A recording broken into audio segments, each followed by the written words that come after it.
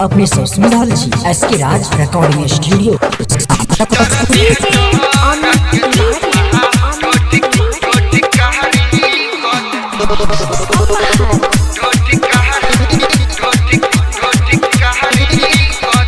छोरा DJ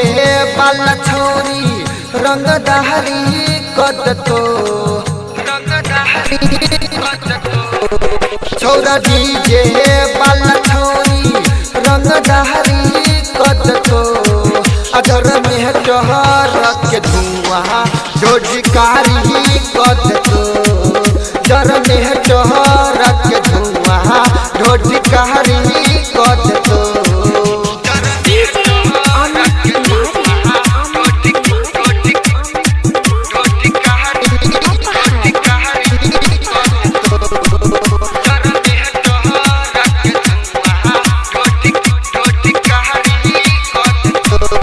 DJ पर नहीं नाच छोरी बड़ तो करे हसानी के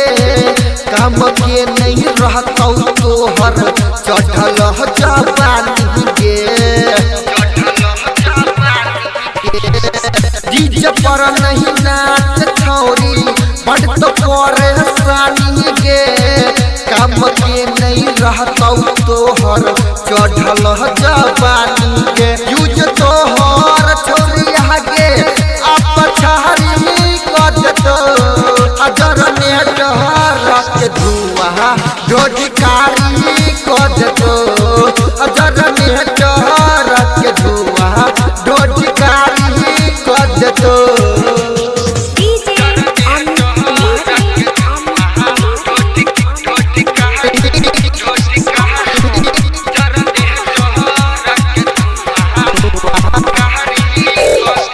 मनिए हमर बात छोरी सच कहै छियो तोरा गे ले मन किस जक चुई सले तो आई सब छौरा गे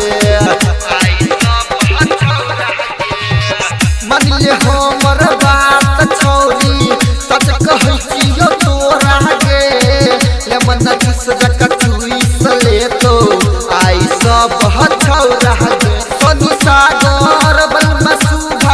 देख के भारी कद तो अजर में डहर के धुआं